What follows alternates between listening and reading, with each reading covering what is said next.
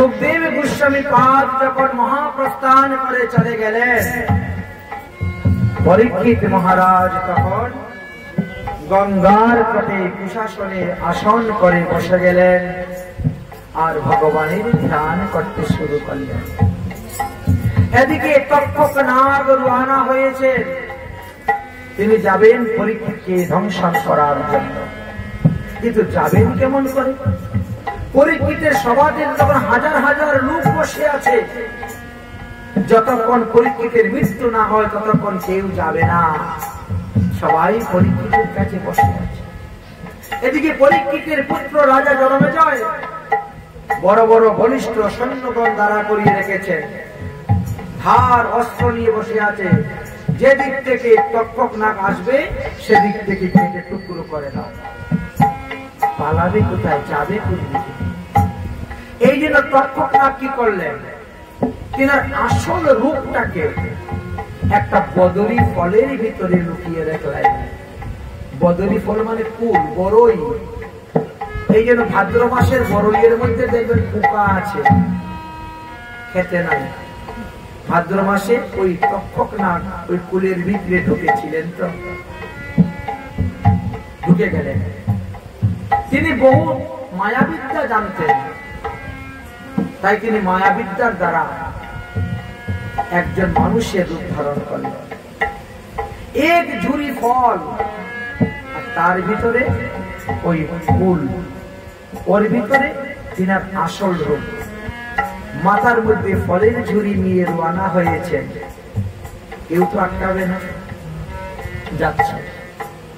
এদিকে কশ্যপ নামক একজন ব্রাহ্মণ ছিলেন, তিনি সাপের বিষ ঝাড়তে পারতেন। তিনি চিন্তা করলেন পরীক্ষিতকে যখন তক্ষক নাগে ধ্বংসন করবে তখন আমি গিয়ে তাকে জীবিত করে দিই, আর রাজাকে যদি আমি জীবিত করতে পারি বহুমূল্য ধন সম্পত্তি পাবো, যা আমার 60 পুরুষে কেউ শেষ করতে পারবে না। তাই তিনি রওনা হচ্ছেন পরীক্ষিতকে জীবিত করবেন বলে, আর তক্ষক নাগ যাচ্ছে পরীক্ষিতকে ধ্বংসন করতে। কিন্তু তক্ষক নাগ ছদ্মবেশে যাচ্ছে। দুজন দুই রাস্তা থেকে, দুই দেশের থেকে, দুই গ্রামের থেকে আসছে। কিন্তু ভাগবত শব্দ সব আসলে যখন যাবেন তখন তো রাস্তা একটা হয়ে গেছে। একজন আরেকজনকে জিজ্ঞাসা করছেন, কি মশাই ফলের ঝুড়ি নিয়ে কোথায় যাচ্ছেন? উনি বলছেন পরীক্ষিতের সভায় যাচ্ছে। অনেক মুনি ঋষিরা তো এসেছেন, 7 দিন ধরে তারা ভাগবত পাঠ শ্রবণ করেছে, তো সাধুদেরকে একটু ফল দান করবো, এই জন্য নিয়ে যাচ্ছি। সাধুরা তো সবার হাতে অন্ন গ্রহণ করে না, কিন্তু ফল সবার হাতে গ্রহণ করতে পারে, এতে দোষ হয় না, তাই আমি ফল নিয়ে যাচ্ছি। তা আপনি কোথায় যাচ্ছেন? বলে আমি শুনেছি তক্ষক নাগ দংশন করবে আজকে পরীক্ষিতকে। পরীক্ষিত মারা যাবে না। আমি তো সাপের মন্ত্র জানি, সাপের বিষ ঝাড়তে জানি, এই জন্য আমি যাচ্ছি।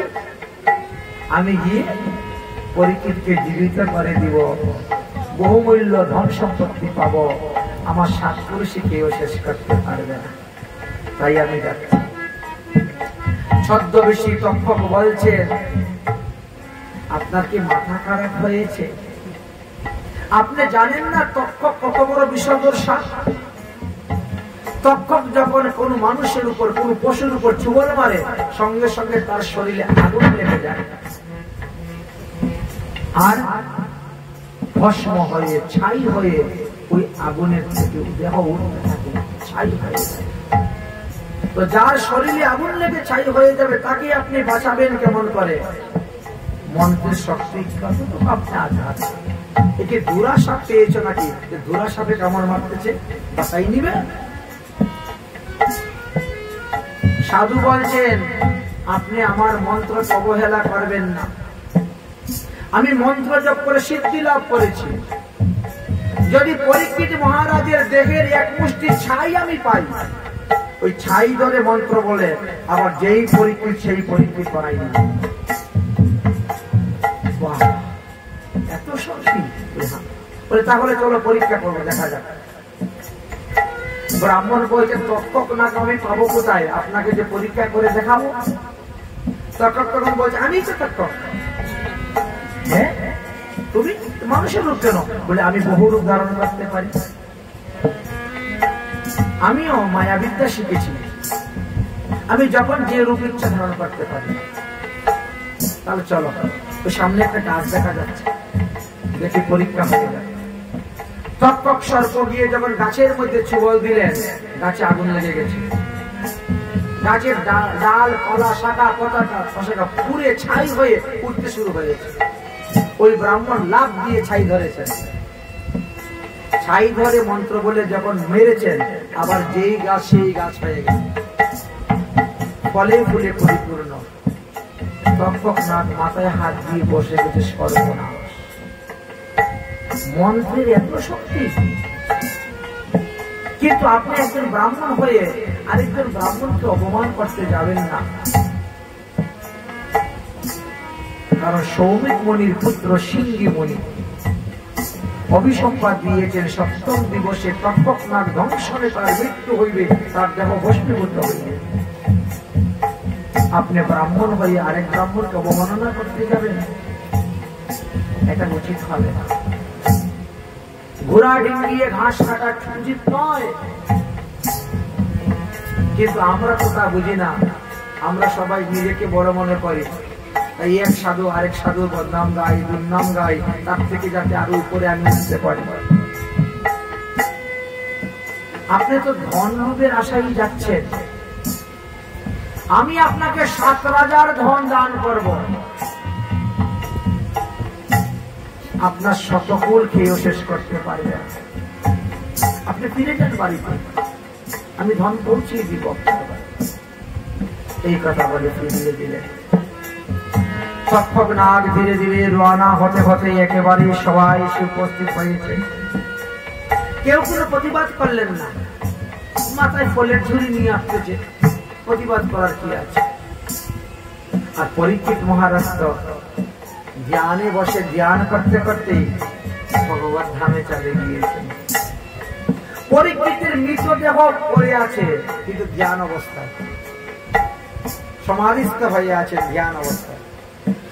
সবাই মনে করছে পরীক্ষিত ধ্যান করতেছে, কিন্তু তখন তিনার দেখে প্রাণ ছিল না, ভগবত ধামে লীন হয়ে গেছে। তিনার জীবাত্মা পরমাত্মাতে লীন হয়ে গেছে। আর তক্ষক নাগ এসেই ঝুড়িটা মাথার থেকে রেখেই ওই ঝুড়ির থেকে আসল রূপ বেরোয়েই ছুবল মেরে দিল। যেই ছুবল নিল, আগুন লেগে গেল পরীক্ষিতের শরীরে, ছাই হয়ে গেল। আর তক্ষক নাগ এক লাফ দিয়ে গঙ্গার জলে পড়ে গেল। গঙ্গার জলে পড়ে এখানে ডুব দিল, আর স্বর্গে গিয়ে দেবরাজ ইন্দ্রের শরণে শরণাপন্ন হইল, আপনি আমাকে রক্ষা করুন। পরীক্ষিত মহারাজ প্রাণ চলে গেছে শুনে পুত্র জন্মে যে বড় দুঃখ পেলেন। পিতার অন্ত্যেষ্টি কার্য আদি করার পরে তিনি এক বেবিচারী যজ্ঞ করলেন, যে আমি পৃথিবীতে সর্প রাখবো না, নিঃসর্প করব। যে সর্পের কারণে আজ আমার পিতার মৃত্যু হয়েছে, তাই তিনি সর্পযজ্ঞ আরম্ভ করলেন। সর্পযজ্ঞ যখন আরম্ভ করেছেন, হাজার হাজার সর্পগণ আসতে শুরু হয়েছে, আর অগ্নিতে পড়ে মরতে শুরু হয়েছে। একে রক্ষা করার জন্য বাসুকি আস্তিক মুনিকে পাঠিয়েছিলেন।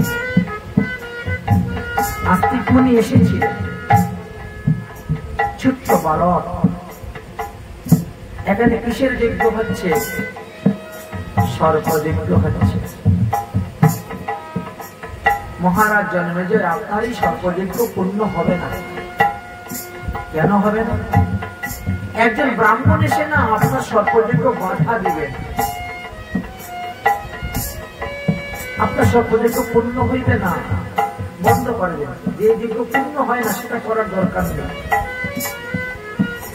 রাজা জন্মেজয় বলছেন, দেখি কোন ব্রাহ্মণের কত বড় সাহস হয়েছে আমাকে সে বাধা দিবে। আমার পিতাকে যে মেরেছে ওই তক্ষককে না মারা পর্যন্ত আমি যজ্ঞ বন্ধ করব না।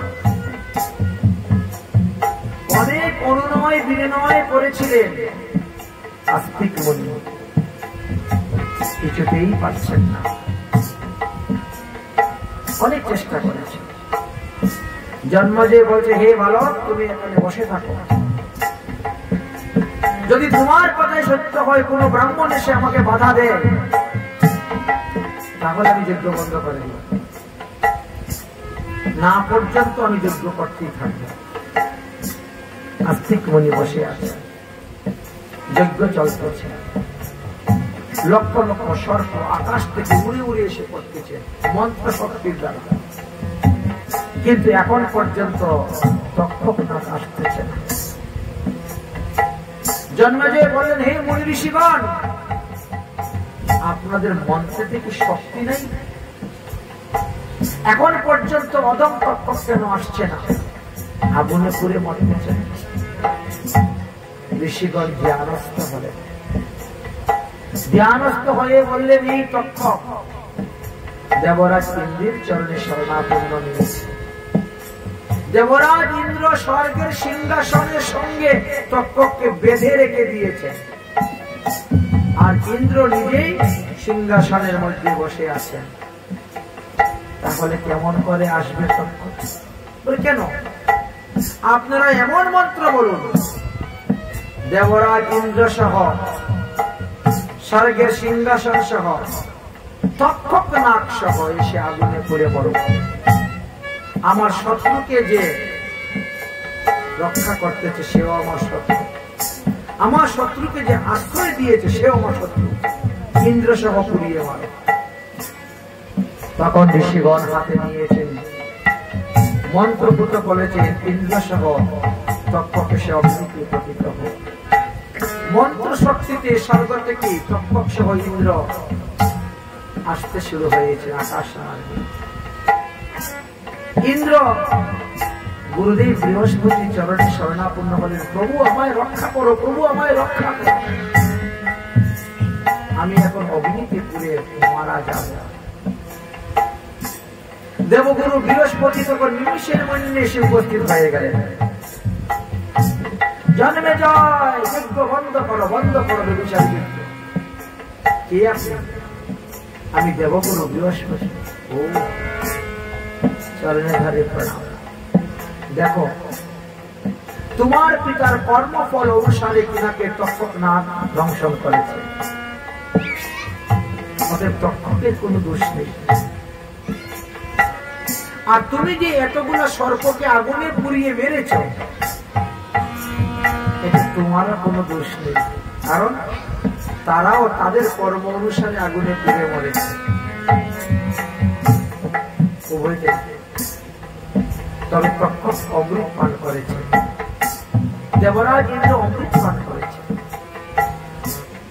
অতএব তারা অমর। একটা সর্প মাত্র তোমার পিতাকে দংশন করেছে, মেরেছে, আর তার বিনিময়ে তুমি লক্ষ লক্ষ সর্পকে ধ্বংস করেছে। পৃথিবীর ভারসাম্য বজায়ের জন্যই ভগবান এই সমস্ত প্রাণীগণকে সৃষ্টি করেছেন। একটা জীব যদি কমে যায়, তাহলে আরেকটা জীব বর্ধিত হয়ে যায়। যা হওয়ার হয়েছে, সবাই নিজ নিজ কর্মফল ভোগ করেছে, তুমি সর্পযজ্ঞ বন্ধ করে। তখন সর্পযজ্ঞ বন্ধ করে আস্তিক তখন বলে, বাহ, আস্তিক তুই তো দেখি বিশাল দর্শী, এ ভালো, তোমার কথা তো ঠিকই হয়ে গেল, সত্যি হয়ে গেল। বাসুকি যখন শুনতে পারেন অতি সন্তুষ্ট হলেন। তাই বাসুকি বললেন, যে আস্তিক, আজকে থেকে যে ব্যক্তি তোমার দোহাই দিবে, তাকে কখনো আমার এই সর্প দংশন করবে না। আস্তিক মুনির দোহাই দেওয়া সত্ত্বেও যদি কেউ কোন সর্প দংশন করতে যায়, সে আপনি আপনি মারা যাবে। যাই হোক, এইভাবে জন্মজয় সর্পযজ্ঞ বন্ধ করবে।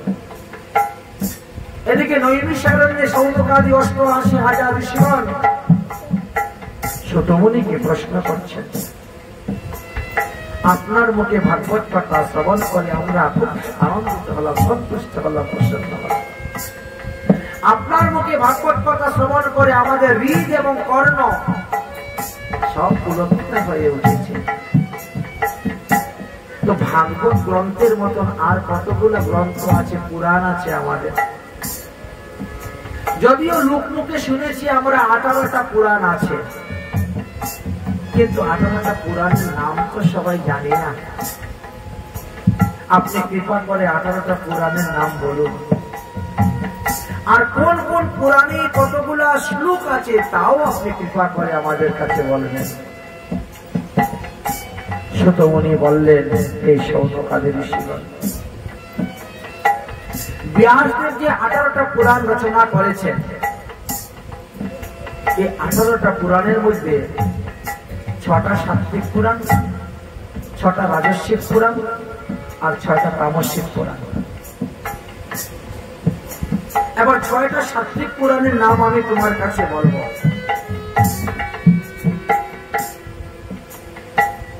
সাত্বিকানি পুরাণানি বিজ্ঞায়ানি মনোস্তিব বৈষ্ণবং নারদং চৈব ভাগবত শুভন্ন গৌরঞ্চ তথা পদ্ম বরাশবদর্শনে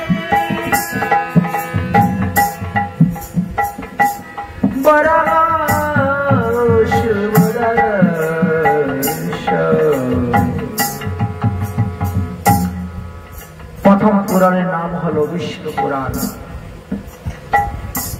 যার মধ্যে 23,000 শ্লোক আছে। দ্বিতীয় পুরাণের নাম নারদ পুরাণ, যার মধ্যে 25,000 শ্লোক আছে। তৃতীয় পুরাণের নাম হলো গরুড় পুরাণ, যার মধ্যে 19,000 শ্লোক আছে। চতুর্থ পুরাণের নাম পদ্ম পুরাণ, যার মধ্যে 55,000 শ্লোক আছে। পঞ্চম পুরাণের নাম বরাহ পুরাণ, যার মধ্যে 24,000 শ্লোক আছে। ষষ্ঠ পুরাণের নাম ভাগবত মহাপুরাণ, যার মধ্যে 18,000 শ্লোক আছে। এই 6টি পুরাণকে সাত্বিক পুরাণ বলা হয়। এই 6 পুরাণে ভগবান বিষ্ণু শ্রীকৃষ্ণ রামের মহিমার কথা বর্ণন করে গিয়েছে। এই 6 পুরাণে ভগবত ভজনের কথা বর্ণন করে গিয়েছে। এবার আমি তোমাকে রাজস্বিক পুরাণের কথা বলবো। ব্রহ্মাণ্ড ব্রহ্ম বৈবর্ত মার্কণ্ডেয়িশ্চ তথাইব চ ভবিষ্যান্নং বামনশ্চ ব্রহ্মরাজস্বিকানিধম। 6টি রাজস্বিক পুরাণ। ব্রহ্মাণ্ড পুরাণ, যার মধ্যে 12,000 শ্লোক আছে।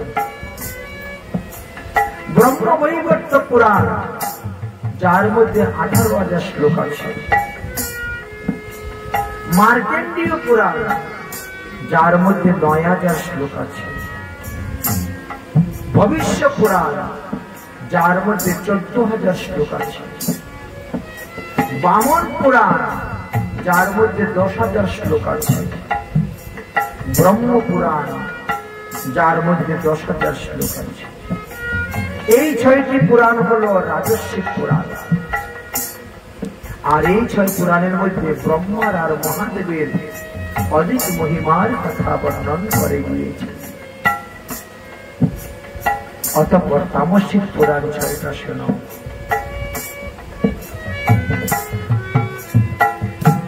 মতে শরীর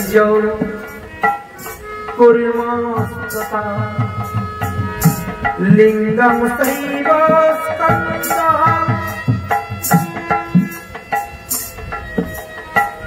अग्निश्च सर्वेतानि तामसीकं शिवनम्। मत्स्य पुराण जार मध्य 14,000 श्लोक আছে। कूर्म पुराण जार मध्य 17,000 श्लोक আছে। लिंग पुराण जार मध्य 11,000 श्लोक আছে। शिव पुराण जार मध्य 24,000 श्लोक আছে। स्कंद पुराण जार मध्य 81,000 श्लोक আছে। আর অগ্নি পুরাণ যার মধ্যে 15,000 শ্লোক আছে। এই 6টি পুরাণ হলো তামসিক পুরাণ। এর মধ্যে যত দেব দেবীর পূজার কথা, দেব দেবীর মহিমার কথা, কোন দেব দেবীর পূজা করলে কি লাভ হইবে ইত্যাদি বর্ণনা আছে। তাই যে যেরকম পুরাণ পড়ে সে সেরকম ভক্ত হয়, সে সেরকম ভক্তি লাভ করতে পারে। এত ভিন্ন কিছু মিশ্রিত পুরাণ আমাদের আছে 17তম। এই জন্য 18টি উপপুরাণও আছে 18টি পুরাণের মধ্যে। তাছাড়াও সংকীর্ণ আদি কিছু পুরাণ আছে। শৌনক আদি মুনিগণ বললেন, হে সুতমুনি, আমরা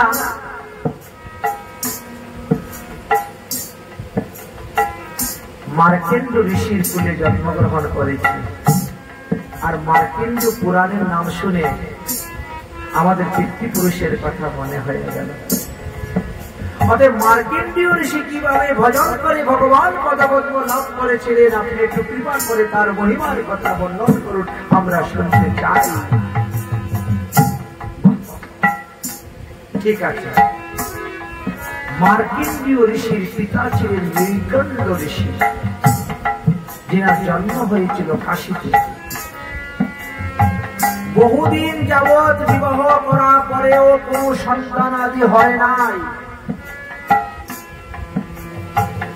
অনেক যাগ যজ্ঞ করেছেন, অনেক দেব দেবীর পূজা করেছেন, অনেক দান দক্ষিণা করেছেন, অনেক তপস্তাবিজ করেছেন, অনেক ঔষধপত্র পেয়েছেন, হয় না। একদিন এক সাধুর কাছে গিয়েছেন, সাধু বাবা, বিবাহিত জীবনে অনেক দিন হয়ে গেল, সন্তান হচ্ছে না, কি করলে সন্তান হবে? সাধু বলল, তুমি কাশীতে বাস করো, পরম বৈষ্ণব মহাদেবের আরাধনা করো। মহাদেবের এক নাম আশুতোষ, অল্পতেই সন্তুষ্ট হয়ে যাবে। তিনার কৃপা হলে অবশ্যই তোমার সন্তান হবে। সাধুর উপদেশে মহাদেবের আরাধনা করতে শুরু করলেন। মহাদেবের আরাধনায় মহাদেব সন্তুষ্ট হয়ে আসে, বললেন, বলো তুমি কি চাও? তিনি বললেন, আমি একটি পুত্র সন্তান চাই। মহাদেব বললেন, সুপুত্র চাও না কুপুত্র চাও? বর্জে চাচ্ছ? নীলকণ্ঠ ঋষি বলছে, সুপুত্র আর কুপুত্র মানে কি? সুপুত্র তো আপনাকে সুখ দিবে, আর কুপুত্র সারা জীবন দুঃখ দিবে। তাহলে সুপুত্র নেওয়াই ভালো। সুপুত্র যে দিবে, সুপুত্রের পরমায়ু থাকে অল্প, আর কুপুত্রের পরমায়ু থাকে দীর্ঘ জীবন লম্বা। এবার তুমি বুঝো কোনটা নেবে, সুপুত্র নিবে না কুপুত্র নিবে? নীলকণ্ঠ ঋষি বলছেন, আমার সুপুত্রই চাই, হোক আয়ু অল্পই, তাও সুপুত্র চাই। মহাদেব বললেন, যাও, আমি আশীর্বাদ দিলাম তোমার একটা সুপুত্র হইবে, কিন্তু তার পরমায়ু থাকবে মাত্র 7 বৎসর। মহাদেব অন্তর্ধান হয়ে গেল, মাত্র 7 বৎসর পরমায়ু। আচ্ছা, এমন সুপুত্র নিয়ে আপনি আবার কি করবেন বলেন তো? মহাদেব অন্তর্ধান হয়ে গেলেন। হে প্রভু, হে প্রভু, কি করলেন, কি করলেন? আমার পুত্রের পরমে মাত্র 7 বৎসর, কান্না করতে শুরু করেছে। আকাশবাণী হলো, খবরদার, আমি যে তোকে বর দিয়েছি এটা কাউকে বলবি না। সাধুগুরু বৈষ্ণবের সেবা কর, আয়ু বৃদ্ধি হয় সাধুগুরু বৈষ্ণবের সেবার, চিন্তা করিস না।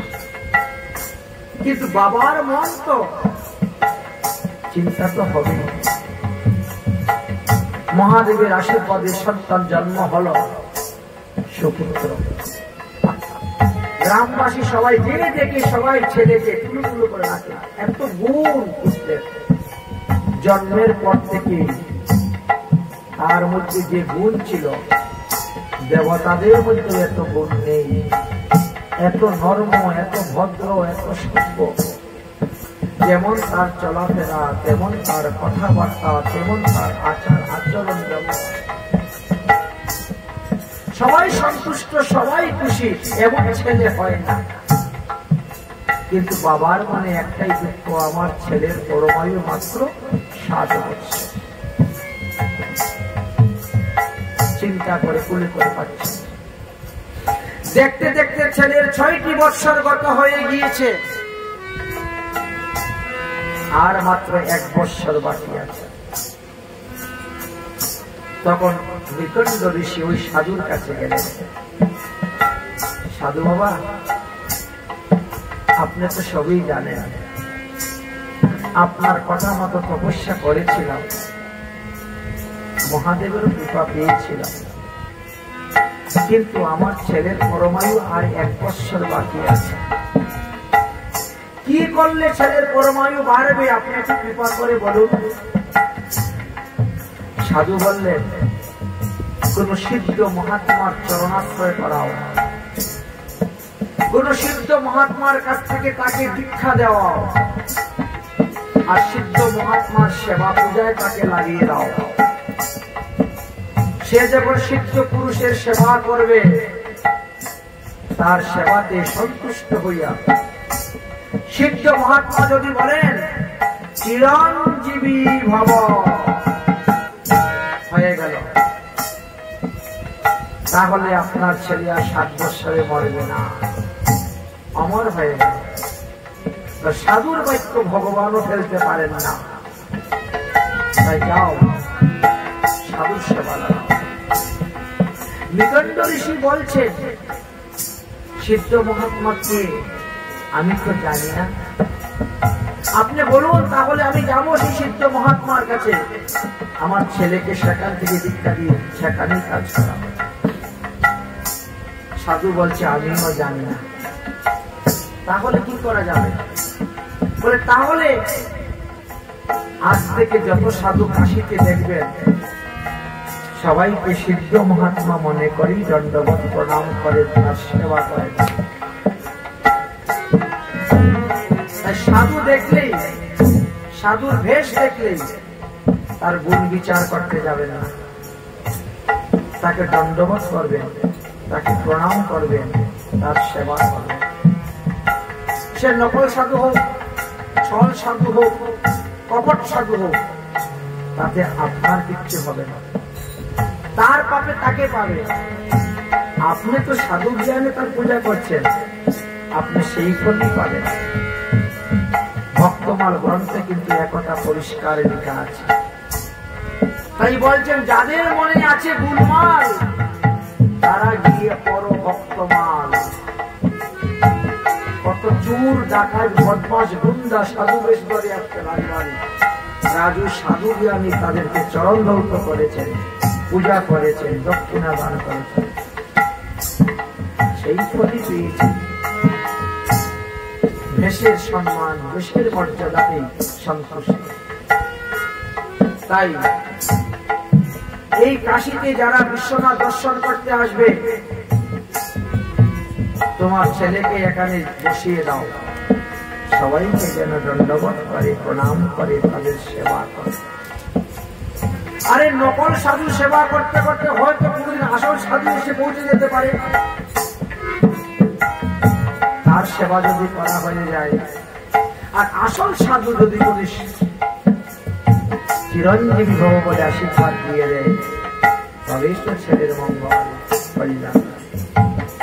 তাই তিনি ওই গঙ্গার তীরে একটা ঝুপড়ি ঘর বানালেন লতা পাতা, আর পুত্রকে বললেন, হে পুত্র, এই গঙ্গার তীর দিয়ে যারা যাবে কাশী বিশ্বনাথের দর্শন করতে, তুমি সবার পায়ে ধরে প্রণাম করিও।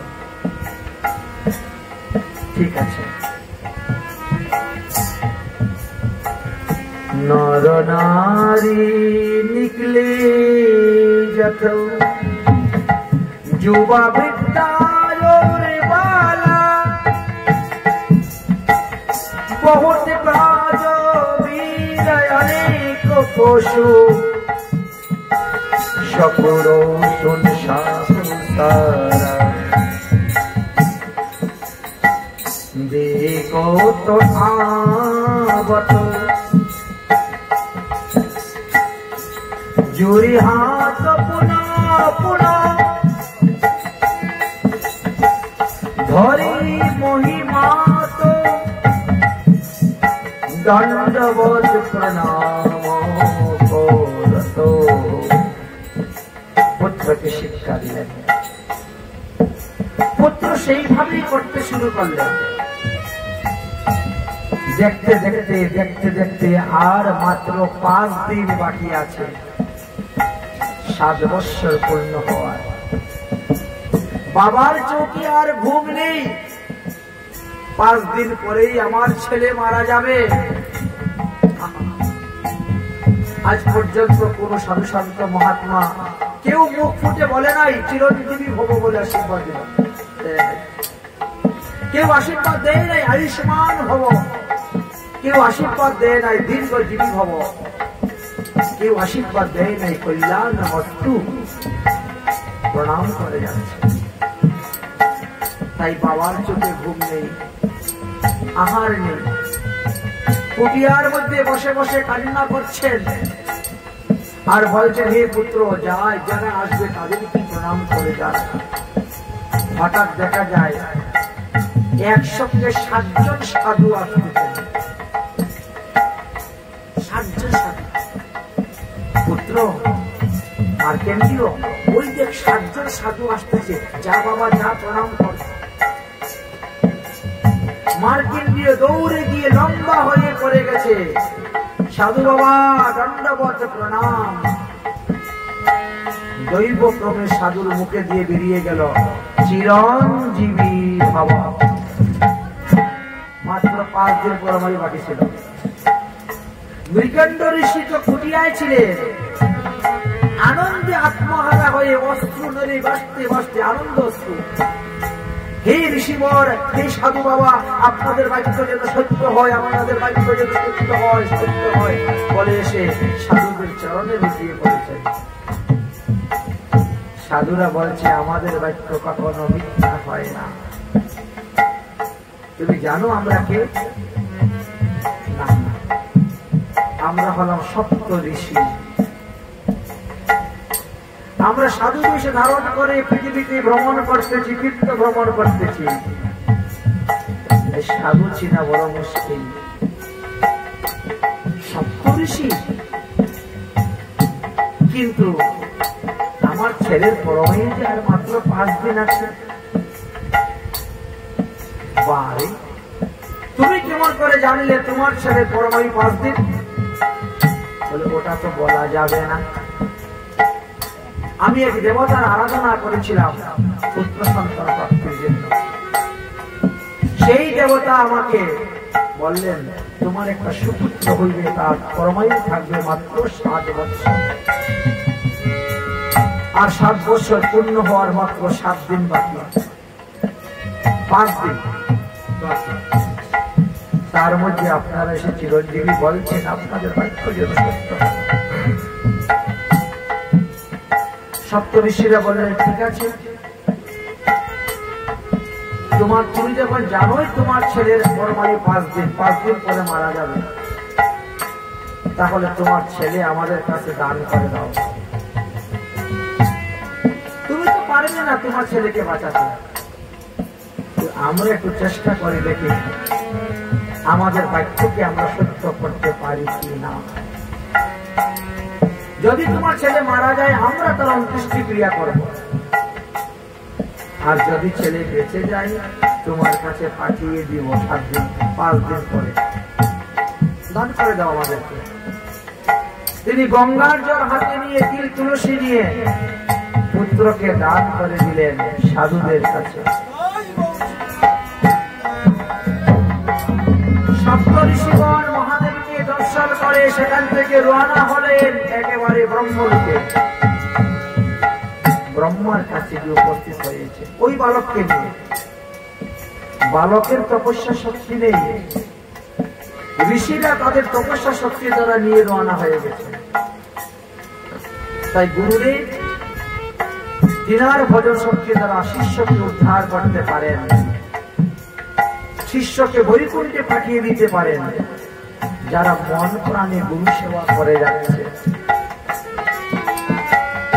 এমন এমন লোক আছে যে গুরু সেবা করতে গিয়ে 4 ফের মালা জপ করার সময় নেই, তাতেও ভগবান সন্তুষ্ট, তোকে মালা জপ করতে হবে না, তুই গুরু সেবা কর, গুরু কৃপা হি কেবলম। আর গুরু সেবাকে ফাঁকি দিয়ে যদি মালা জপে বসে যাও কাজ হবে না। ভক্তমাল গ্রন্থে তার আছে বর্ণন। সপ্ত ঋষিরা ওই মার্কেন্ডীয় ঋষিকে নিয়ে চলে গেলেন ব্রহ্মলোকে। ব্রহ্মাকে সবাই প্রণাম করছে, ব্রহ্মাজি প্রণাম। ব্রহ্মা বলছেন চিরঞ্জীবী ভব। সপ্ত ঋষিরা বলছেন আমাদের মাথার বোঝা নেমে গেল, আমরা বেঁচে গেলাম। ব্রহ্মা বলছেন তার মানে? বলে পিছনে তাকিয়ে দেখে তাকে সঙ্গে করে নিয়ে এসেছি। ও আবার কে? বৈকুণ্ঠ ঋষির পুত্র মার্কেন্ডীয়। কি হয়েছে? বলে তার পরমায়ু আর 4 দিন বাকি আছে। যেতে যেতে তো 1 দিন চলে গেছে, ব্রহ্মলোকে যেতে। তার পরমায়ু 4 দিন বাকি আছে, আপনি বলছেন চিরঞ্জীবী ভব। আপনি সামলান এখন, কারণ আপনি ব্রহ্মা, আপনি প্রত্যেক লোকের কপালের মধ্যে লিখে দিচ্ছেন তার ভাগ্য কতদিন, কে কতদিন জীবিত থাকবে। 6 দিনের দিন সন্তান জন্মগ্রহণ করার পরে 6 দিনের দিন ব্রহ্মা এসে কপালের মধ্যে লিখে দিয়ে যান আপনার সারা জীবনের ভবিষ্যৎ আপনার কপালে লেখা আছে। ব্রহ্মা তখন বলছেন আন আন আমার কাছে নিয়ে আয় দেখি তো। ভালো করে তাকিয়ে দেখলে সত্যি তো তার পরমায়ু 7 বছর পূর্ণ হওয়ার আর মাত্র 4 দিন বাকি। নিজের হাতে নিজে লিখেছেন, আবার নিজের মুখে বলছেন চিরঞ্জীবী ভব। এখন লিখিত সংবিধানটা বড় হবে না মৌখিক সংবিধান বড় হবে? এবার আপনি সামলান। সপ্ত ঋষিরা জিজ্ঞেস করলেন ব্রহ্মাকে, আপনি কার কথায় কার আদেশে এই ছেলের কপালের মধ্যে 7 বছর পরমায়ু লিখেছেন? ব্রহ্মা বলছেন মহাদেবের। মহাদেবের আশীর্বাদে এই ছেলে জন্ম নিয়েছে আর মহাদেবী বর দিয়েছে। তাহলে উপায় কি? বলে তাহলে এই ছেলেকে নিয়ে আবার কৈলাসে যাও মহাদেবের কাছে, আমি আসতেছি। ব্রহ্মা খাতাপত্র নিয়ে তৈরি করে রওনা হয়েছে, সংবিধানের সমস্ত খাতাপত্র। আর সপ্ত ঋষিরা মার্কেন্ডীয় ঋষিকে নিয়ে মহাদেবের কাছে রওনা হয়েছে। কৈলাসে গিয়ে মহাদেবকে প্রণাম করছেন। মহাদেব বলছেন চিরঞ্জীবী ভব। ব্রহ্মা এসে হাসতেছেন, বা আমি বেঁচে গেলাম, বেঁচে গেলাম, আমার মাথার বোঝা কমে গেল। মহাদেব বলছেন কি হলো? ব্রহ্মাজি পাগলের মতো হাসছেন কেন, কি হয়েছে? বলে হবে না, তুমি তোমার নিজের মুখে বললে এই ছেলে পরমায়ু 7 দিন, আর আজকে তুমি বলো তাকে চিরঞ্জীবী ভব। তার 7 বছর পূর্ণ হওয়ার আর মাত্র 2 দিন বাকি আছে। এবার তুমি সামলাও তোমার বাক্য। মহাদেবের তখন মনে পড়লো সত্যি তো, আচ্ছা আমি তাকে বর দিয়েছি 7 বছর পরমায়ু, আর এখন আমি তাকে বলছি চিরঞ্জীবী বাবু, এখন কি করা যায় উপায়? মাত্র 2 দিন পরমায়ু। ঠিক আছে, সপ্ত ঋষিগণ আপনারা আপনাদের স্থানে চলে যান, ব্রহ্মাজি আপনার স্থানে আপনি চলে যান, যা করার আমি করব, আমার বাক্যকে মিথ্যা হইতে দেব না। মহাদেব তখন কি করবেন চিন্তা করলেন, এখন এখানে কূটনীতি চালাতে হবে। মহাদেব বললেন, আমার এই শিবলিঙ্গের সামনে তুমি বসো আসনের মধ্যে, আর ভগবানের নাম জপ করতে শুরু করো। আসন ছেড়ে উঠবে না, কারণ তোমার পরমায়ু মাত্র 2 দিন, 2 দিনের মধ্যে মারা যাবে। আসন ছেড়ে উঠবে না। তোমাকে আসন থেকে উঠার জন্য ভূত আসবে, প্রেত আসবে, বাঘ আসবে, ভালুক আসবে, সর্প আসবে, আগুনের লোকটা আসবে, এমন এমন ভয়ঙ্কর আসবে যাতে তুমি আসন থেকে উঠে চলে যাও। আসন থেকে উঠলেই তোমার মৃত্যু। আর আসনে যদি থাকো, যমের বাবারও ক্ষমতা নাই তোমাকে নেওয়া।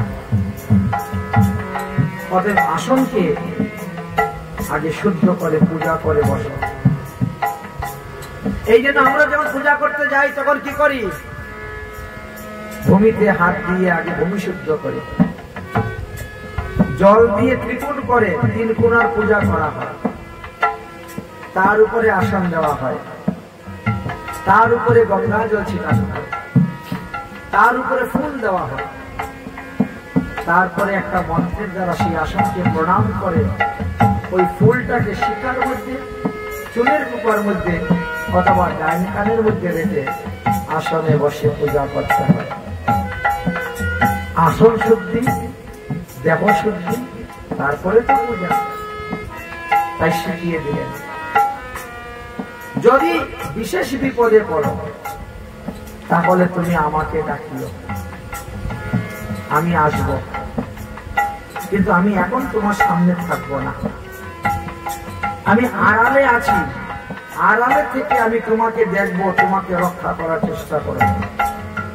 তুমি তোমার ভজন করো, তুমি নিজের ভজন দ্বারা নিজেকে উদ্ধার করো, নিজেকে রক্ষা করো বলে মহাদেব বসিয়ে দিলেন। মার্কুণ্ড ঋষি চলে গেলেন। তাকে মারার জন্য আসতে শুরু হলো একের পরে, কিন্তু আসন ছেড়ে উঠে না, জপ করেই যাচ্ছে। যম মহারাজ দেখলেন তার পরমায়ু শেষ, তাকে তো মারতে হবে, কিন্তু মারতে পারছি না ওই আসন ছেড়ে না উঠা পর্যন্ত। তখন যম কি করেছেন, একটা লম্বা রশি নিয়েছেন, রশি নিয়ে ঘুরিয়ে ঘুরিয়ে ছেড়ে দিয়েছেন, পড়ে গেছে মৃকণ্ড ঋষির গলার মধ্যে। যম রশি ধরে টানতেছেন, তাকে আসন থেকে নামিয়ে নেবেন, না হলে মারতে পারছেন না। আর যখন রশি ধরে টানছেন তাকে মারবেন, আর তখনই সে মহাদেবের শিবলিঙ্গ জড়িয়ে ধরেছে। শিবলিঙ্গ, ভুলে বাবা মুঝে বাঁচালো। মহাদেব শিবলিঙ্গ থেকে প্রকট হয়ে গেছে। এই যমরাজ, তুমি তার গলার মধ্যে রশি দিয়ে ফাঁসি দিয়ে টেনে নিচ্ছ কেন? তার মৃত্যু, তার মৃত্যু যুগ হয়েছে, যে কোনো যেন প্রকারে তাকে মারতে হবে। তাই যখন যার মৃত্যু যুগ আসে না, সে যেমন কিভাবে মরে তা বলা যায়। কেউ ফাঁস লাগিয়ে মরে যায়, কেউ জলে ডুবে মরে যায়, কেউ রিস খেয়ে মরে যায়। তার কর্মফল মৃত্যু যুগে মনে হয়। তার মৃত্যু যুগ আজকে তোমাকে কে বলল? যম মহারাজ বলছেন, আপনি তো তাকে পরমায়ু 7 বছর দিয়েছিলেন, আর 7 বছর তো আজকে পূর্ণ হয়ে গেছে। মহাদেব বলছেন, আমি দিয়েছিলাম বর। হ্যাঁ, আপনি বর দিয়েছেন, ব্রহ্মা লিখেছে, তার কপালের মধ্যে লেখা আছে, তুমি তো দেও নাই। যম বলছে, আমি দিব কেন? আমি বর দিই, আপনি বর দিয়েছেন। তো আমি যদি 7 বছর বর দিই, তো আমার গণনা অনুসারে 7 বছর হবে। মনুষ্যের গণনা আলাদা, দেবতাদের গণনা আলাদা। মানুষের 365 দিন আর দেবতাদের 1 দিন। আচ্ছা এখন চিন্তা করেন, মহাদেব বলছেন আমি যখন বর দিয়েছি তো আমার গণনা অনুসারে তো 7 বছর, তোমার গণনা অনুসারে নয় হে যমরাজ। তুমি জানো আমার গণনা অনুসারে 7 দিন, আমার গণনা অনুসারে আমার একদিনে 10 জন ব্রহ্মার মৃত্যু হয়। তাহলে চিন্তা করছেন মহাদেবের একদিন সমান কত? আর ভগবান শ্রীকৃষ্ণের একদিনে 100 জন ব্রহ্মার মৃত্যু হয়। তাহলে তার বয়সটা সেরকম হবে। যাও, আমার গণনা অনুসারে যদি মার্কেন্ড ঋষির পরমায়ু হয়, তোমার মতো শত শত জন্মের জন্ম হইবে, শত শত জন্মের মৃত্যু হইবে। অতএব তোমার তাকে নেওয়ার অধিকার নাই, ভাগিয়ে দিলেন। এরপরে কি হলো? মার্কেন্ড ঋষি 7 কল্প পরমায়ু হয়ে গেল। ভজন করতে করতে 7 বার পৃথিবী সৃষ্টি হয়েছে, 7 বার পৃথিবী প্রলয় হয়েছে, তিনি কিছুই জানেন না। ভগবান আসলেন তাকে বর দেওয়ার জন্য, বর চান। মার্কেন্ড ঋষি বললেন আপনার সৃষ্টি এবং প্রলয় আমি দেখতে চাই না। ভগবান বললেন তথাস্তু, তাই দেখতে। মুষলধারে বৃষ্টি হতে শুরু হলো। 7 দিনের মধ্যে পৃথিবী সমস্ত জলে পরিপূর্ণ হয়ে গেল। মার্কেন্ডীয় ঋষি জলের মধ্যে সাঁতার দিতে ভাসতে শুরু করলেন। অন্ধকারময় সমুদ্রে বড় বড় ঢেউ উঠেছে। ভাসতে ভাসতে দেখেন একটি বট গাছ দেখা যাচ্ছে। তাহলে এই স্থান মনে হয় পৃথিবীর সর্বশ্রেষ্ঠ উচ্চ স্থান। তাহলে ওই বৃক্ষের উপরে গিয়ে একটু বসি, এতদিন সাঁতার দিতে বড় কষ্ট পরিশ্রম। বৃক্ষের কাছে যখন গিয়েছেন তখন দেখেন ওই বৃক্ষের ওই বট পাতার উপরে একটা শিশু ঘুমিয়ে আছে। আহা, সমস্ত পৃথিবীর পানিকুল সব ধ্বংস হয়ে গেছে, এই বাচ্চাটা কেমন করে বেঁচে আছে? তার মা নেই, বাবা নেই, সে ঘুমাচ্ছে। যদি দৈবক্রমে পাশ পরিবর্তন করে তাহলে বট পাতার থেকে জলের মধ্যে পড়ে যাবে, মারা যাবে। আমি বাচ্চাটাকে তুলে নিব, ও আর আমি দুজনই বেঁচে আছি। বাচ্চার নিকটে যখন গিয়েছে, শিশুটা তখন দূরে একটা শ্বাস টেনেছে। মার্কেন্ডীয় ঋষি তার নাকের দিকে ঢুকে গিয়ে তার পেটে পৌঁছে গেছে। আর যাওয়ার পরে দেখেন তিনি আরেকটা ব্রহ্মাণ্ডের মধ্যে পড়ে গেছেন। বিরাট বড় শহর, হাজার হাজার গাড়ি ঘোড়া, দোকান পাট, খোলা লোক, উজ্জ্বল হাই হুল্লো চলতেছে। আমি কোন ব্রহ্মাণ্ডে পড়লাম রে বাবা? আবার কোন শিশু, তার পেটের ভিতরে এত বড় দেশ? ভগবানের পেটের ভিতরে এত বিশ্ব ব্রহ্মাণ্ড। ভগবানের এক একটা লুমকূপের মধ্যে এক একটা ব্রহ্মাণ্ড বিরাজ করতেছে। মনের আনন্দে তিনি খুব ঘুরে বেড়াচ্ছেন। শিশু যখন আবার নিঃশ্বাস ত্যাগ করল, আবার এসে নাকের থেকে পরে জলে পড়ে গেছে। এইভাবে 7 বার টেনে নিল আর 7 বার তিনাকে দিল। আর যার ফলনে তিনি দেখলেন কিভাবে সৃষ্টি হয় আর কিভাবে প্রলয় হয়, সেই জ্ঞান লাভ করতে পারলেন। এইবার শৌনকাদি ঋষিগণ সুতমুনিকে বললেন, বাহ, তাহলে দেখা গেল সাধন ভজনের দ্বারা আয়ু বৃদ্ধি করা যায়। তাই যাদের আয়ু কম আছে তারা হরিভজন করুন, আয়ু বৃদ্ধি হয়ে যাবে। এদিকে শৌনকাদি ঋষিগণকে বলছেন, সুতমুনি, আমরা এখন ভাগবত কথা বিশ্রাম দিতে যাব। তবে ভাগবত কথা বিশ্রামের আগে একবার স্মরণ করিয়ে দেই, প্রথম দিন থেকে আমরা আরম্ভ করে আজকে পর্যন্ত কি কি কথা আলোচনা করেছি। এটাকে বলা হয় ক্রমচক্রিকা। ওই কথা শুনলেই ওই লীলাটা মনে পড়ে যাবে। এই জন্য 7 দিন এর ভাগবতের মধ্যে 6 দিনের মধ্যে যারা আসছেন, বসছেন, গিয়েছেন, সব কথা শুনতে পারেন না। কারণ আমাদের তো প্রতিদিন 6 ঘন্টা করে ভাগবত আলোচনা হচ্ছে। 6 ঘন্টা সবার বসার মতো সময়ও নাই, ধৈর্যও নেই। আর আজকে এই অনুচক্রিকা আলোচনার মাধ্যমে আপনি 7 দিনের পাঠের ফল লাভ করতে পারবেন। তাই বলছেন ভাগবত সপ্তাহ জ্ঞান যজ্ঞের প্রথম দিবসের পাঠের বিষয়বস্তু ছিল ভাগবতের প্রথম স্কন্ধের প্রথম অধ্যায়ের মঙ্গলাচরণ থেকে আরম্ভ করে তৃতীয় স্কন্ধের 19 অধ্যায় পর্যন্ত হিরণ্যাক্ষ বধ আমরা আলোচনা করেছিলাম। সেখানে ব্রহ্মার জন্ম, সুখদেবের জন্ম, পরীক্ষিত মহারাজের জন্ম, বিদুরের জন্ম, নারদের জন্ম, ভাগবতের 10টি লক্ষণের জন্ম এবং ব্রহ্মার সৃষ্টি কার্যাদি পৃথিবীর জন্ম কথা আলোচনা করেছিলাম। তাহলে প্রথম দিবসে আমাদের পাঠ হলো 48 অধ্যায়, অর্থাৎ 1923টি শ্লোকের ব্যাখ্যা আমরা প্রথম দিন করেছি। দ্বিতীয় দিবসে এবার পাঠের বিষয়বস্তু আসে। তাহলে ভাগবতে প্রথমেই ভক্তিযোগ উত্তমভাবে নিরূপণ করে গিয়েছেন। ভাগবতে দণ্ডবত প্রণামের মহিমা বর্ণন করে গেলেন। পরীক্ষিতের প্রসঙ্গ কথা বললেন, ব্যাস নারদ সংবাদের কথা বললেন, পরীক্ষিতের ব্রহ্ম সাপের কথা বললেন, গঙ্গার তটে অন্বেষণ ব্রতের কথা বললেন, সুখদেবীর জন্ম কথা বিস্তারিত ভাবে শুনলাম।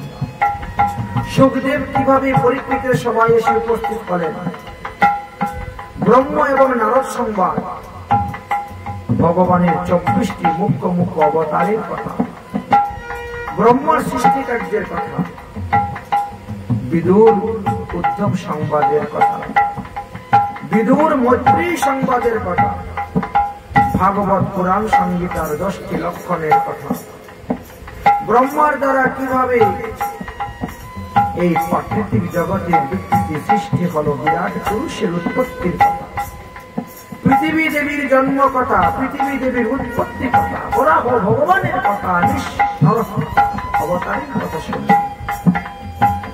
দ্বিতীয় দিবসে ভাগবতের সপ্তাহ জ্ঞান যজ্ঞের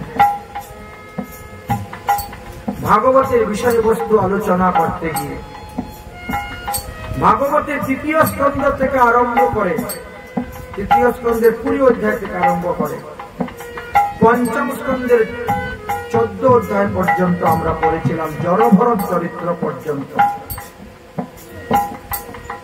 প্রায় 59 অধ্যায়ের ব্যাখ্যা করেছিলাম। 2450 শ্লোকের ব্যাখ্যা হয়েছিল সেই দিন। তার মধ্যে উল্লেখযোগ্য বিষয়বস্তু ছিল ব্রহ্মা পৃথিবীকে পাওয়ার পরে কিভাবে পূজা করে পৃথিবীর উপর এত কিছু সৃষ্টি করেছিলেন। স্বয়ংভব মনু শতরূপার মধ্যে বিবাহ হয়েছিল, পুত্র কন্যা জন্ম নিয়েছিল। কর্দম ঋষির তপস্যা, কর্দম ঋষির বিবাহ, দেবহতী কথা, কপিলের জন্ম কথা, কর্দম ঋষির 9টি কন্যার কথা, বংশ পরিচয়ের কথা, প্রিয়ব্রতের কথা, উত্থানপদ রাজার কথা, ধ্রুব চরিত্র কথা, এমনকি ঋষভদেব ভগবানের কথা, আর শেষে ভরত জড়ভরতের উপকার পর্যন্ত আস্বাদন করলাম। দ্বিতীয় দিবসে তৃতীয় দিবস ভাগবত সপ্তাহ জ্ঞান যজ্ঞের 3য় দিবসের পাঠের বিষয়বস্তু ছিল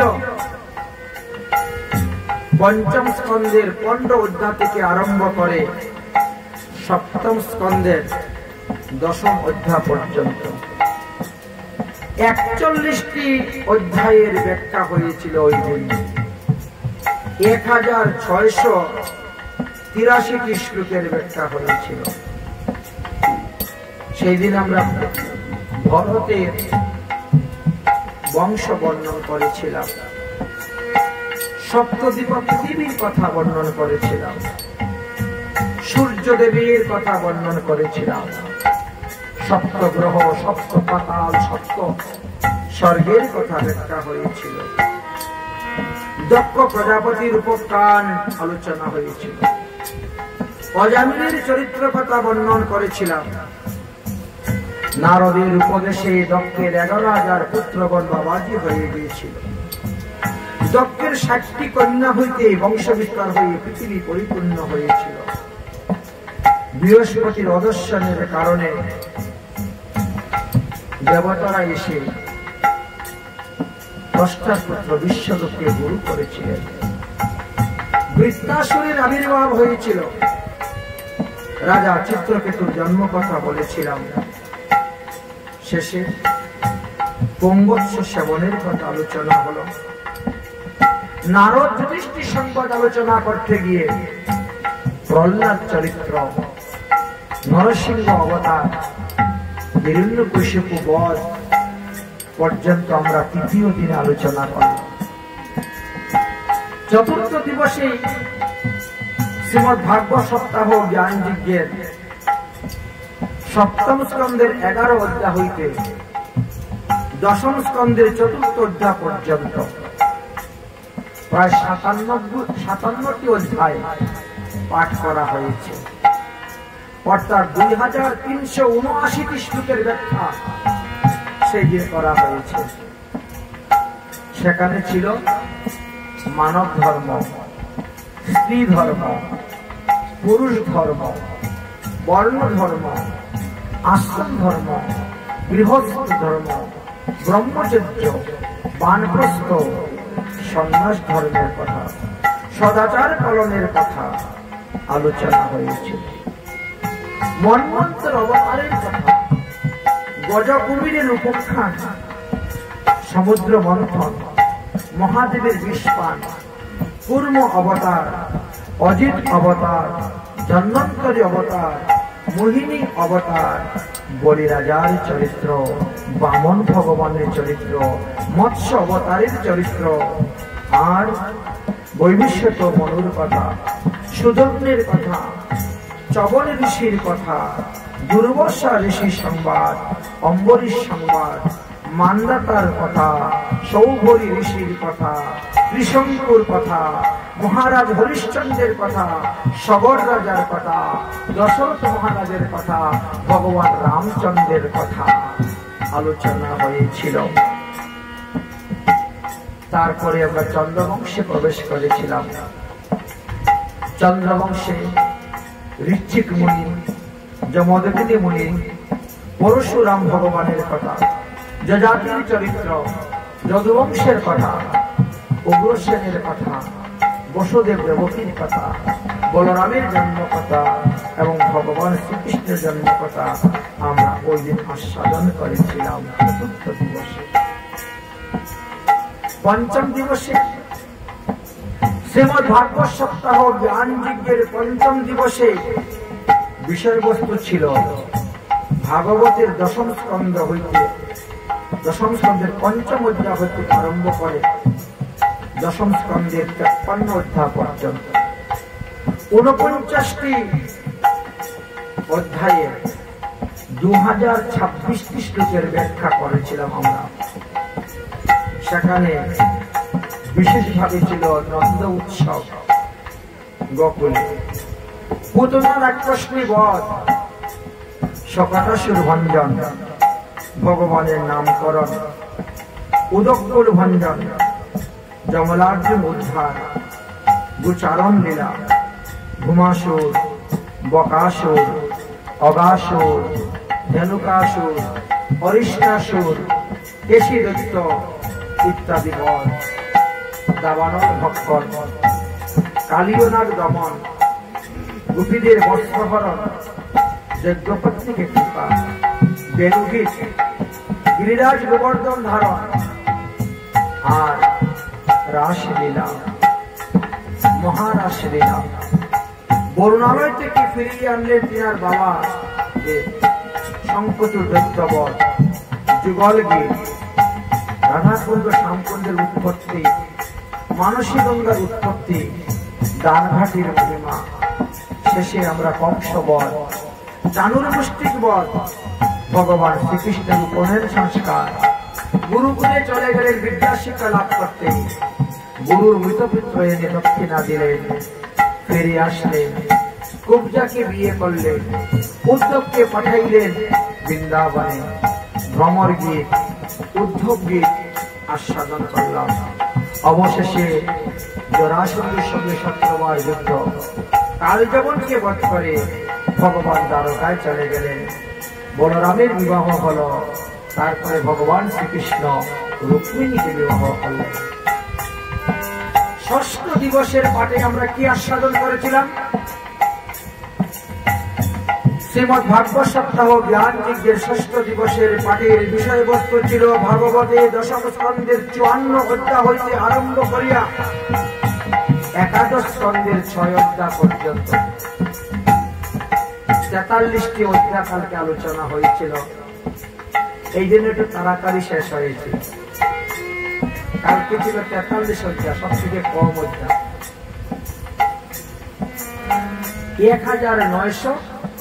1969 শ্লোকের ব্যাখ্যা। কি ছিল এখানে মুখ্য মুখ্য বিষয়? শ্রীকৃষ্ণ রুক্মিণীকে বিবাহ, প্রদ্যুম্নের জন্ম, সম্বরাসুর এসে নিয়ে গেল, শ্রীকৃষ্ণ একের পর এক 8টা বিবাহ করলেন, 16,108টা বিবাহ করলেন। সমন্ত পঞ্চক মণির কাহিনী, নরকাসুর বধ কাহিনী, উষা অনিরুদ্ধের কথা, বান রাজার কথা, মহাদেবের সঙ্গে শ্রীকৃষ্ণের যুদ্ধের কাহিনীর কথা, বৃন্দাবনের আগমন কথা, পণ্ড কাশীরাজ বধের কথা, দ্বারকালীলা থেকে কুরুক্ষেত্রে গমনের কথা, নারদের সংবাদের কথা, সুদামা চরিত্র কথা, বসুদেবের যজ্ঞ কথা, দেবকীর 6 পুত্রকে ফিরিয়ে আনার কথা, অর্জুন সুভদ্রা বিবাহ প্রসঙ্গ, মহাদেবের সংকট মোচন, দ্বারকার ব্রাহ্মণ 10 পুত্রকে ফিরিয়ে আনা ইত্যাদি ইত্যাদি, এবং যদুবংশ ধ্বংসের অভিশাপ দিলেন দুর্বাসা ঋষি। নবযুগেন্দ্র সংবাদ, কলিযুগে মহাপ্রভু যে অবতার হইলেন, সেই পর্যন্ত গতকালকে আমরা আস্বাদন করলাম। আজ ভাগবত সপ্তাহ জ্ঞান যজ্ঞের 7ম দিবসের পাঠ, অন্তিম দিবসের পাঠ। তাই ভাগবতের একাদশ স্কন্ধ থেকে আরম্ভ করে সম্পূর্ণ ভাগবত মানে দ্বাদশ স্কন্ধ পূর্ণ আলোচনা হয়েছে। আজকেও আমাদের 1674টা শ্লোকের ব্যাখ্যা হয়েছে। তাই এই ব্যাখ্যাতে প্রথমেই আমরা পেলাম শ্রীকৃষ্ণ উদ্ধব সংবাদ, 24 গুরুর উপখ্যান, যদু অবধূত সংবাদ, তারপরে লৌকিক এবং পরলৌকিক সম্পর্কে আলোচনা, জীবের মুক্তির কারণ কি, কৃষ্ণ ভক্তির কথা, ভগবানের 8 প্রকার বিগ্রহের কথা, ভগবানের বিভূতির কথা, ভগবানের সেবা পূজার কথা, বর্ণ আশ্রম ধর্ম নিরূপণের কথা, এবং ভগবানের হরিনামের মহিমা, সাধুগুরু বৈষ্ণবের সঙ্গ সেবার মহিমা, ভগবত পূজার মহিমা, 18টি পুরাণের নাম, এবং শেষে আমরা মার্কিন্ডীয় ঋষি চরিত্র কথা শ্রবণ করলাম। তারপরে আসলো ভাগবতের মহিমা। এই ভাগবত যারা শ্রবণ করেছেন তারা সমস্ত পাপ থেকে মুক্ত হয়ে হরিধামে যেতে পারবেন। সর্ব বেদান্ত সারহি শ্রীমদ্ ভাগবতমে মৃষ্যতে তদের রসামৃতম তিপিতস্য ন অন্যত্র সাতিরতি কশ্চিৎ। সর্ববেদান্ত সার এই শ্রীমদ্ ভাগবত মহাপুরাণ। নিম্নগামী নদীর মধ্যে যেমন গঙ্গা শ্রেষ্ঠ, সমস্ত পত্রের মধ্যে যেমন তুলসী শ্রেষ্ঠ, সমস্ত দেবীগণের মধ্যে যেমন রাধারানী শ্রেষ্ঠ, সমস্ত দেবগণের মধ্যে যেমন শ্রীকৃষ্ণ শ্রেষ্ঠ, এই সমস্ত পুরাণের মধ্যেও ভাগবত মহাপুরাণ শ্রেষ্ঠ। এই ভাগবত মহাপুরাণে শেষে গিয়ে কি বললেন? আমরা এই হরিনাম করতে গিয়ে যদি কোথায় কোনো ভুল ত্রুটি অপরাধ হয়ে থাকে, ক্ষমা হয়ে থাকে, তাহলে শেষে ভগবানের নাম সংকীর্তন করলেই সমস্ত অপরাধ থেকে মুক্ত হওয়া যায়। তাই শেষে বললেন নাম সংকীর্তনের মহিমা। আপনারা সবাই আমার সঙ্গে 3 বার একটা শ্লোক উচ্চারণ করবেন। তারপরে ভাগবত বিশ্রাম হবে, ভাগবতে পূজা হবে। ফুল তুলসী নিয়ে আসেন, একটা থালের মধ্যে বস্ত্র, একটা ফল, একটা ফুলের মালা, ফুল তুলসী, চন্দন, দক্ষিণা নিয়ে আসুন ভাগবত পূজা করার জন্য। বাকিরা সবাই সেখান থেকে পুষ্পাঞ্জলি একটা থালের মধ্যে দিবেন, আমরা এনে দিয়ে দিব এখানে। তার আগে 3 বার একটা শ্লোক সবাইকে পাঠ করতে হবে, তবে ভাগবত পাঠের ফল লাভ করা যায়। আমার সঙ্গে বলবেন, নাম সংকীর্তনায়স্য সর্ব পাপ প্রণাশনায় প্রণমো দুঃখ শমনায় तं नमामि हरिपराम्। नाम संकीर्तनायस्य सर्व पाप प्रणाशनाय प्रणमो दुःख शमनाय तं नमामि हरिपराम्। नाम संकीर्तनायस्य सर्व पाप प्रणाशनाय प्रणमो दुःख शमनाय तं नमामि हरिपराम्। ॐ पूर्णमद पूर्णमिदं पूर्णात् पूर्णमुदच्यते पूर्णस्य पूर्णमेवाय पूर्णमेवावशिष्यते। यदपरं पदवष्टं मत्त्वहीनश्च यद्भवेत् तत्सर्वकमतां देवं प्रसिद्धं परमेश्वर। ॐ सर्वभवन्तु सुखिनः सर्वे सन्तु निरामया सर्वे भद्राणि पश्यन्तु मा कश्चित् दुःखभाग् भवेत्। ॐ शान्ति दौ शान्ति अन्तरिक्ष शान्ति अपौ शान्ति औषधं शान्ति वनस्पते शान्ति शान्तिरेव शान्तिः। ॐ तत्सत्। ॐ तदीयं वस्तु गोविन्दं तुभ्यम् एवं समर्पितो तेन गङ्गमयं कमलं यतिश्च चरणे रतिः।